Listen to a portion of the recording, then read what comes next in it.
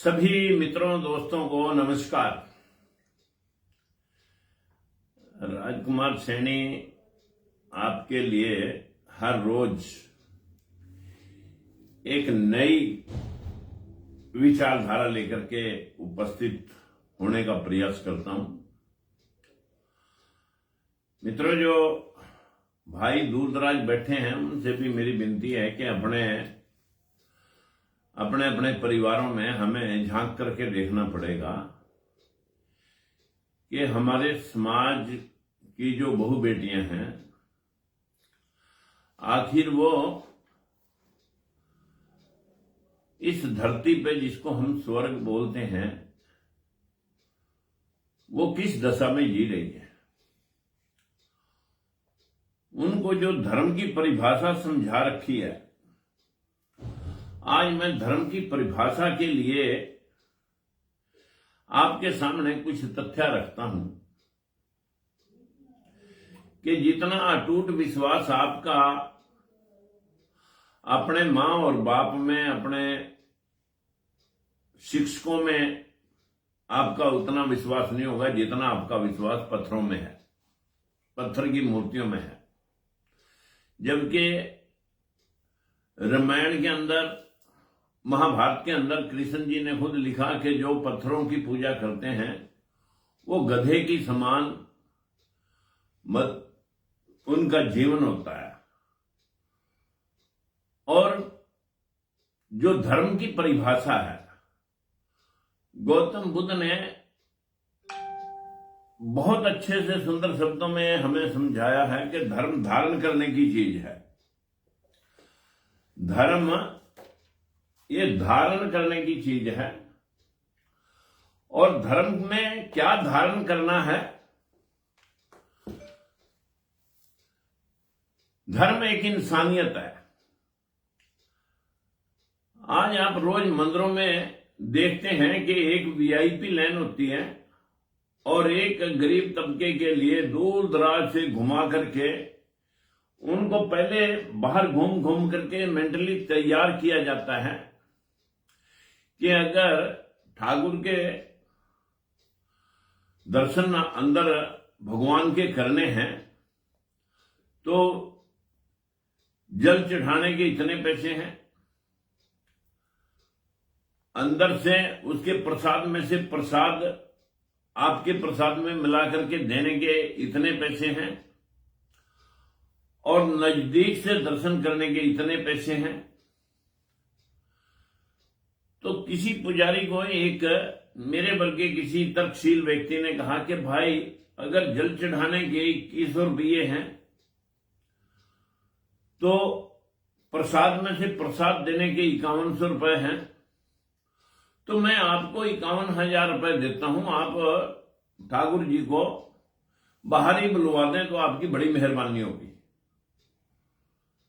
ये जो धंधा है मंदिरों के अंदर, जिसकी रोगी हमारी सारी बहन बेटियां हैं, आज बड़े बड़े बाबे तिलक लगा करके मत्थे के ऊपर मतलब इतना लिपा पोती करके जो ज्ञान सुना रहे हैं, जिनको जो 8वीं फेल 7वीं फेल लोग हैं, ये लोग लोगों को ज्ञान बांट रहे हैं। जो धर्म है, धर्म है मजलूम की सेवा करना, धर्म है कमजोर की हिफाजत करना, धर्म है इंसानियत के लिए करुणा में माहौल तैयार करना, धर्म है न्याय के पक्ष में खड़ा होना, धर्म है अन्याय के खिलाफ लड़ना, धर्म है रोगी की, कमजोर की उपचार में सहायता करना। कौन से धर्म पे आप चल रहे हो?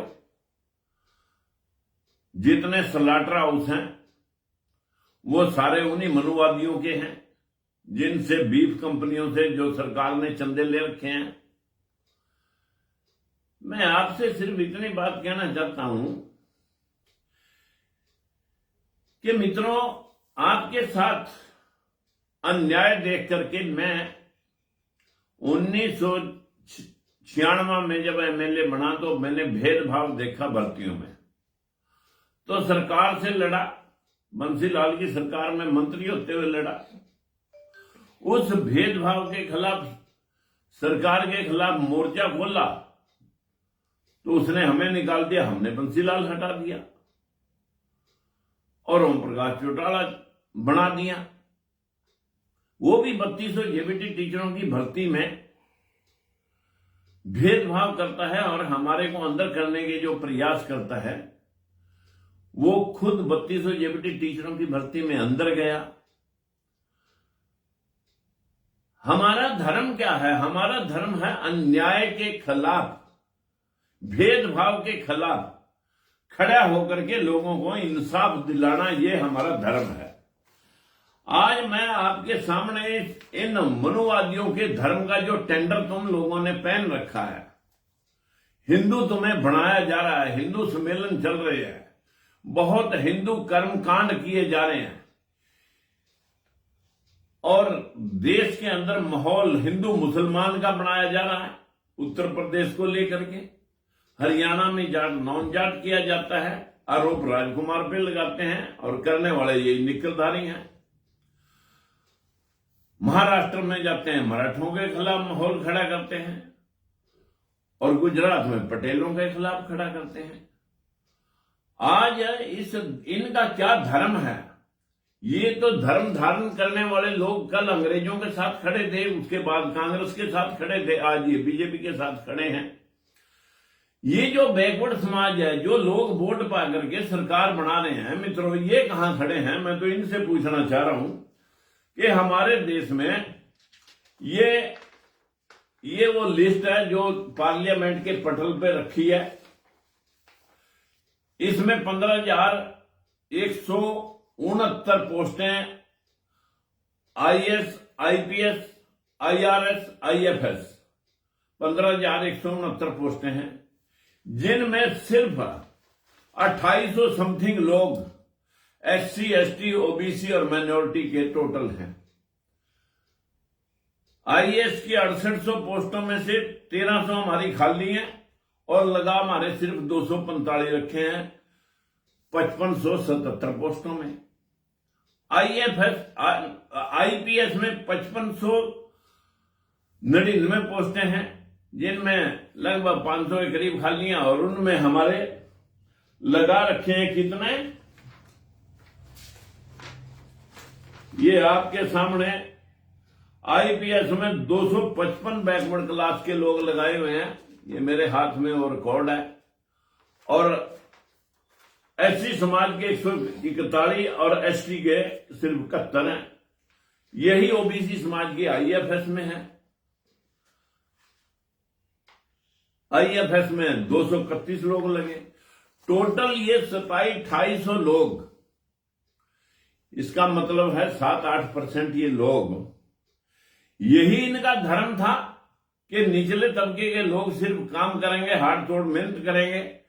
सारी इंडस्ट्रियों को यही लोग चला रहे हैं जो एससी, एसटी, ओबीसी, माइनॉरिटी के लोग हैं।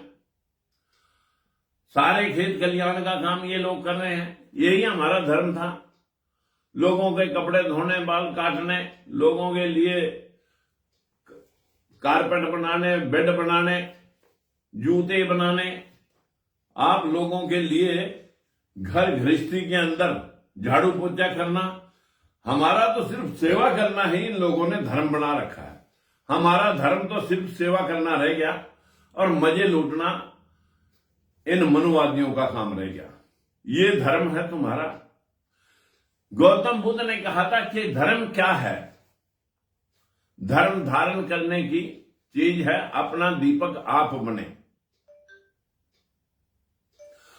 अपना दीपक आप बनने में उन्होंने कहा कि 5 बातों को, चोरी, नशा, झूठ, अनैतिक व्यभिचार, बिना वजह हत्या, ये 5 पाबंदियां, पंचशील, ये पाबंदियां अपने पर लगाएं। और अष्टांगिक मार्ग, सही दृष्टि, सही सोच, सही विचार, सही व्यवहार, सही कमाई और सही नजरिया, सही सुमरण, ये सारे अष्टांगिक मार्ग पर चल करके समाज को दिशा देने की बात थी। आज मैं लगभग 50-55 देशों में घूमने के बाद हमारे नजर में जो धर्म आया, साथियों, तो हर जगह गौतम बुद्ध दिखाई दिया। जिस गौतम बुद्ध ने, तथागत गौतम बुद्ध ने पूरी दुनिया को संदेश दिया, और सभी ने, हमारे बाबा साहब ने भी लास्ट के दिनों में, कि मैं उस धर्म में जहां ऊंच नीच और भेदभाव है, मैं उसमें पैदा हुआ। वो मेरे को मालूम नहीं कि मैं क्यों पैदा हुआ, लेकिन मैं इस धर्म में मरूंगा नहीं। उसने भी बौद्ध, तथागत बुद्ध की शरण ली और बौद्ध धर्म अपनाया, और अपने साथ 5,000 लोगों को, औरों को भी धर्म धारण कराया। मित्रों, हमारी जो बहनें हैं, हमारी जो बेटियां हैं, हमारी जो माताएं हैं, इनके दिमाग के ऊपर इतना शिकंजा मनुस्मृति के माध्यम से खींच रखा है, जो अपने वस्त्र तक, ये अपने तन को ढकने का इनको अधिकार नहीं था, उसका भी टैक्स देना पड़ता था, चिता में जला करके मार दिया जाता था। मनुस्मृति में जिसको ये लागू करना चाह रहे हैं, जगह जगह हमारे ऊपर पाबंदियां लगाई हुई हैं कि अगर कोई श्लोक स्मरण करता मिल जाए तो उसके कान में पिघला हुआ शीशा डाल दो। अगर कोई श्लोक उच्चारण, मंत्र उच्चारण करता मिल जाए, पिछड़े वर्ग का या शूद्र वर्ग का, शूद्र वर्ण का, उसकी जीभा काट लो, उनकी संपत्ति है उसे छीन लो। और अगर मनुवादी उनका कोई कत्ल भी कर दे तो उसे सजा नहीं दी जा सकती। राजा को ये चाहिए कि वो 1900 जो अंग्रेजों ने कानून बनाया था 1919 से पहले, इनको फांसी नहीं दी जाती थी। ये आईपीसी जो अंग्रेज लेकर के आए, उससे पहले जो मनोविधान था, जिसको आप धर्म कह रहे हैं, ये धर्म नहीं साथियों, मुट्ठी भर लोगों का धंधा है। और धंधे से बाहर निकल करके हमारा समाज जब तक आगे नहीं चलेगा तो धर्म में धंधे में अंधा है। और जो धंधा करने वाले लोग हैं, उन्होंने इनको अंधा बना रखा है। मेरे पास साथियों इतनी पुस्तकें पड़ी हैं, मैं ये अंबार लगे पड़े हैं सारी पुस्तकों के। मैं इन पुस्तकों को रोज, ये शुद्ध सार मेरे सामने रखा है। ये जीना कैसे है, ये प्रश्नोत्तरी मेरे सामने है। आप जीने की कला सीख सकते हैं। हमारे देश के अंदर अंबेडकर ने दुनिया को समझाने का प्रयास किया है।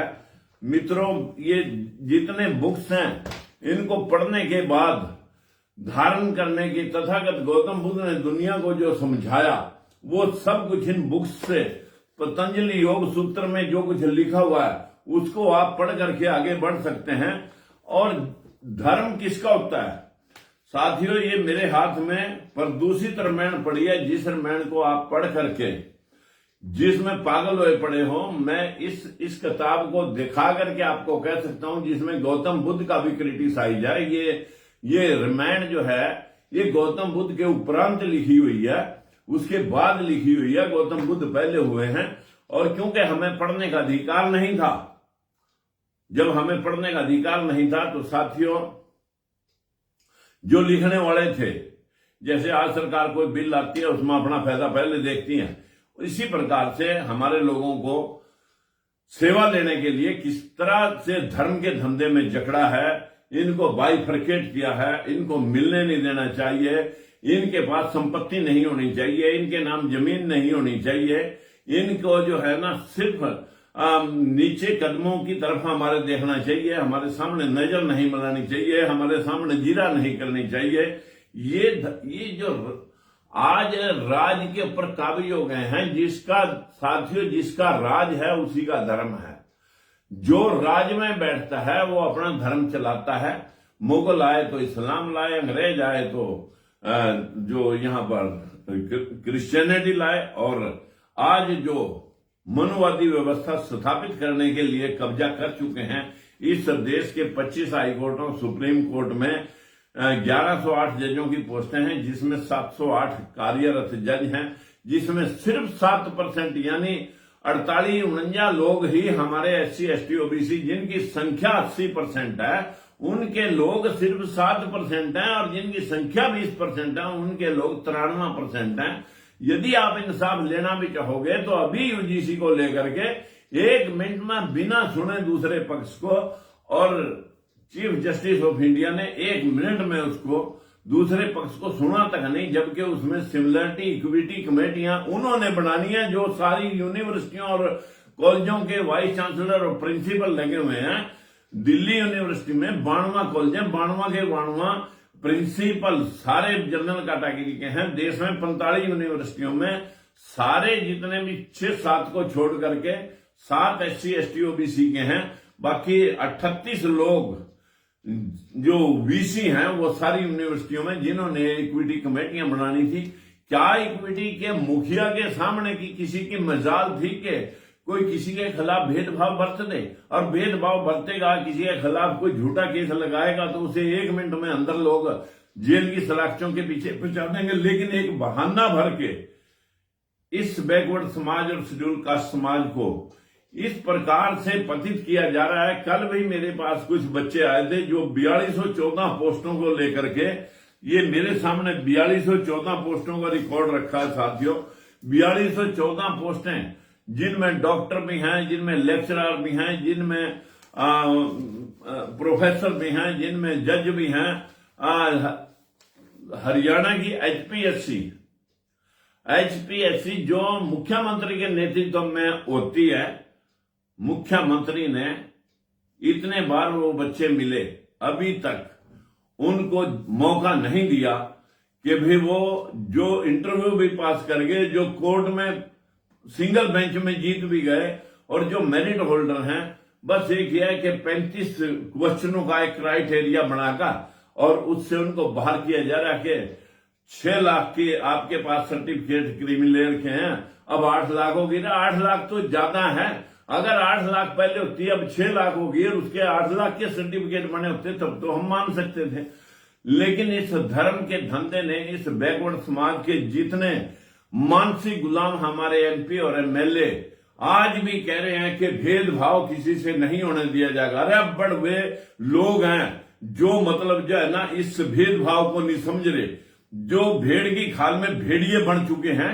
वो सिर्फ अपने पेट पालने के लिए सरकार की जीएजूरी कर रहे हैं और कह रहे हैं किसी से भेदभाव नहीं होने दिया जाएगा। ये सारा भेदभाव मेरे हाथ में पेपर है, और इस देश के अंदर जो भेदभाव चल रहा है, हरियाणा के अंदर 60 HCS लगे, 60 में से 50 जनरल कैटेगरी के लगाए।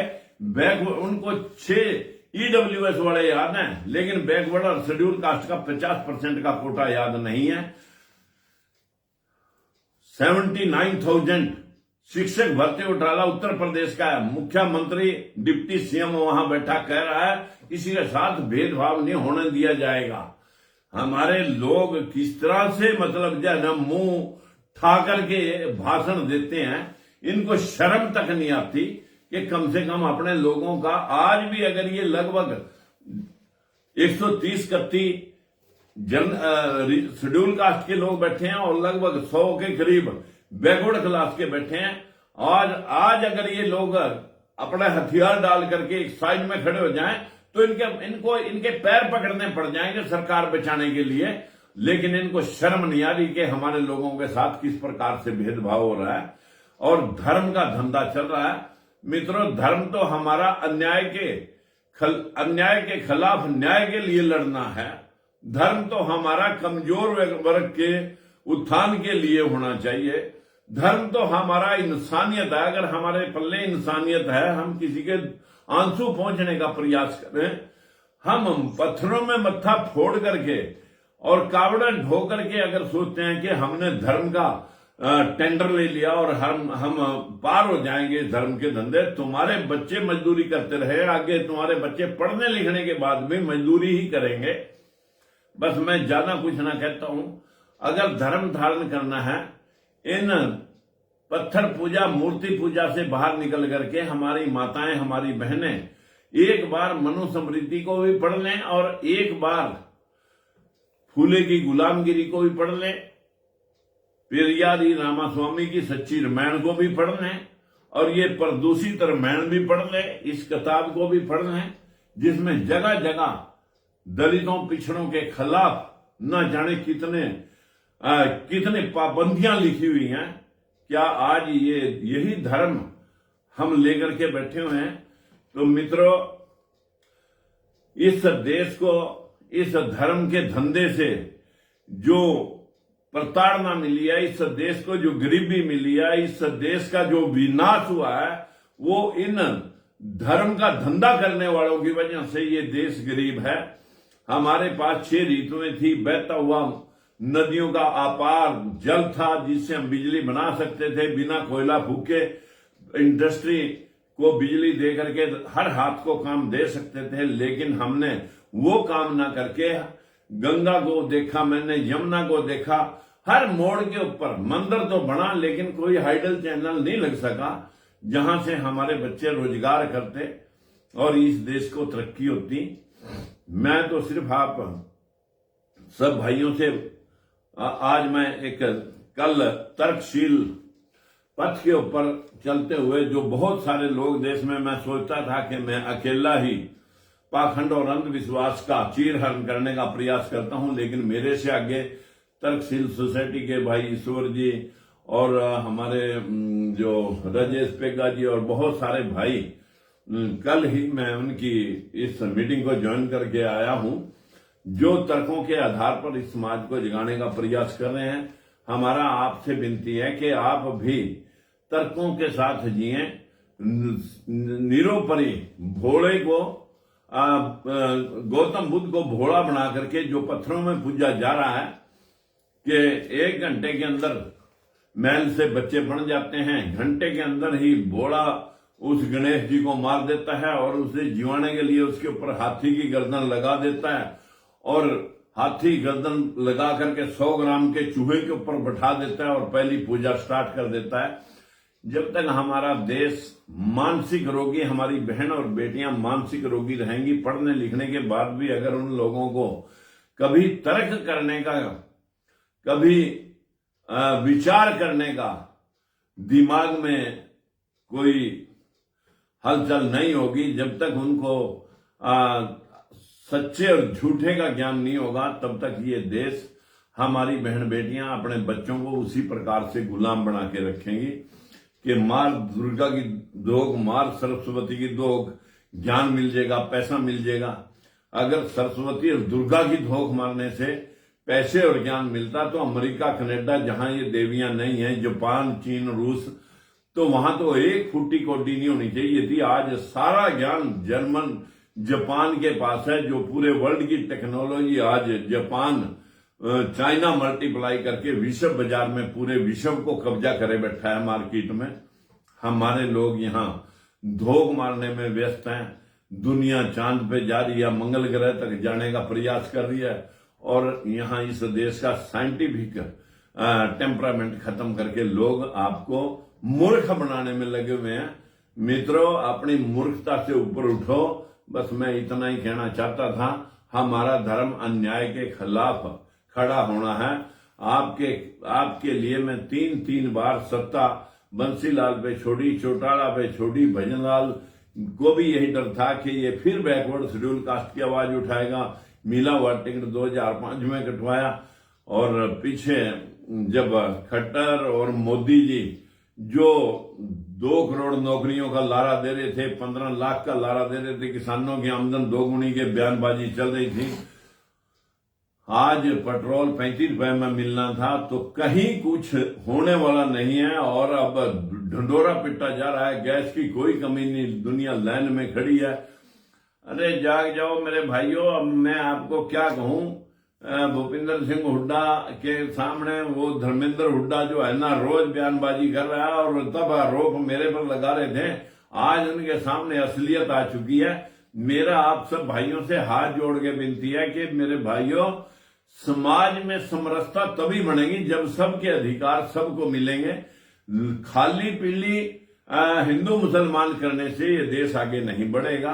हमारे हक और अधिकार मुसलमानों ने नहीं छीन रखे, इन्हीं पाखंडियों और मनुवादियों ने छीन रखे हैं। हमारे हिस्से की जितनी भी नौकरियां, जितने भी जज, जितने भी रोजगार, जितने भी बाहर राजदूत, ये सब इन्हीं के पास हैं, जो आपको हिंदू सम्मेलनों के जरिए आपको हिंदू बनाए रखना चाहते हैं। और जब आपको कोई नौकरी की या हक और अधिकार की जरूरत होती है, तब आप खड़े इनको दिखाई नहीं देते।